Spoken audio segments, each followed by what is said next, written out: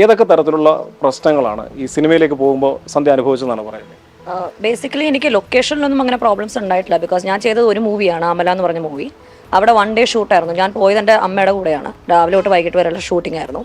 അതുകൊണ്ട് ലൊക്കേഷനിൽ എനിക്ക് പ്രോബ്ലംസ് ഒന്നും ഉണ്ടായിട്ടില്ല. പക്ഷെ നമ്മൾ ഈ സിനിമ ഫീൽഡിൽ വർക്ക് ചെയ്യുന്ന ആൾക്കാരെ നമ്മൾ കോൺടാക്ട് ചെയ്യുമ്പോൾ അല്ലെങ്കിൽ നമ്മൾ അവരെ വിളിക്കുമ്പോൾ അവരാദ്യം പറയുന്നത് നമ്മുടെ ക്യാരക്ടറിനെ കുറിച്ചോ നമ്മുടെ റോളിനെ കുറിച്ചോ അല്ല. അവരാദ്യം പറയുന്നത് നിങ്ങൾ മാരീഡ് ആണോ, നിങ്ങൾ അവൈലബിൾ ആണോ എന്ന രീതിയിലാണ് അവർ സംസാരിക്കുന്നത്. നമ്മൾ മാരീഡ് അല്ല എന്ന് പറയുമ്പോൾ അവരാദ്യം ചോദിക്കുന്നത് നിങ്ങൾ ബോൾഡ് സീൻസ് ചെയ്യാൻ തയ്യാറാണോ, നിങ്ങൾ എക്സ്പോസിങ് കോസ്റ്റ്യൂംസ് ഇടാൻ തയ്യാറാണോ, നിങ്ങൾ അഡ്ജസ്റ്റ്മെൻറ്റ് അല്ലെങ്കിൽ കാസ്റ്റിംഗ് കൗച്ച് അല്ലെങ്കിൽ കോംപ്രമൈസിന് തയ്യാറാണോ എന്നാണ് ചോദിക്കുന്നത്. നമ്മൾ നോ എന്ന് പറയുമ്പോൾ നമ്മുടെ ചാൻസ് അല്ലെങ്കിൽ നമ്മുടെ ഒരു എന്താ പറയുക കേപ്പബിലിറ്റിക്ക് അവിടെ പ്രാധാന്യം കൊടുക്കാൻ നമ്മൾ അവിടെ അങ്ങനെ ബ്ലോക്ക് ചെയ്യുകയാണ് അവർ. അപ്പോൾ അവർ പിന്നെ നമ്മളെ കോൺടാക്ട് ചെയ്ത് നമ്മൾ വിളിച്ചാലും അവരെടുക്കത്തില്ല, പിന്നെ അവരുടെ വിളിയും കാണത്തില്ല.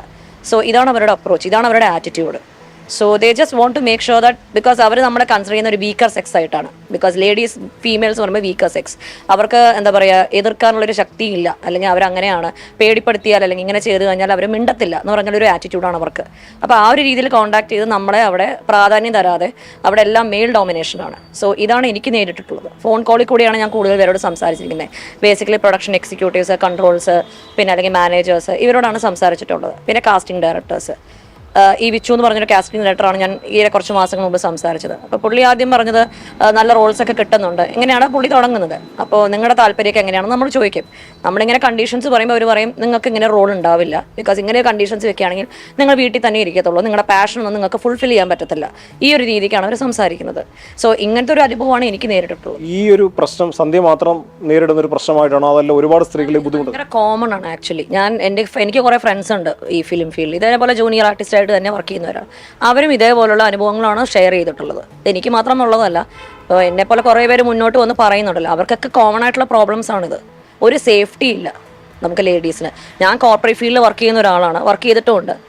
അവിടെയൊക്കെ പോകുമ്പോൾ നമുക്കൊരു സേഫ്റ്റി ഉണ്ട്, ഒരു സേഫ് എൻവയൺമെൻറ്റിൽ വർക്ക് ചെയ്യാൻ പറ്റും. പക്ഷേ ഇവിടെ അങ്ങനെ ഇല്ല. ഇവിടെ നമുക്ക് പേടിയാണ്. കൂടെ ഒരാളെ കൂട്ടിക്കൊണ്ട് പോയില്ലെങ്കിൽ നമ്മുടെ സേഫ്റ്റിയുടെ കാര്യത്തിൽ വലിയൊരു ചോദ്യചിഹ്നമാണ്.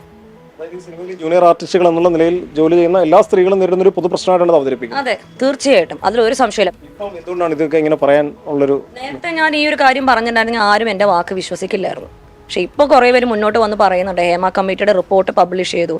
അപ്പോൾ ഞാൻ പറയുന്നതിൽ ചെറുതായിട്ട് ക്രെഡിബിലിറ്റി ഉണ്ടല്ലോ. സോ അതുകൊണ്ടാണ് ഞാൻ മുന്നോട്ട് വന്ന് പറയുന്നത്. ബിക്കോസ് ഇത് ഞാൻ നേരിട്ട അനുഭവങ്ങളാണ്, ഇത് ആരും പറഞ്ഞു കേട്ടതല്ല.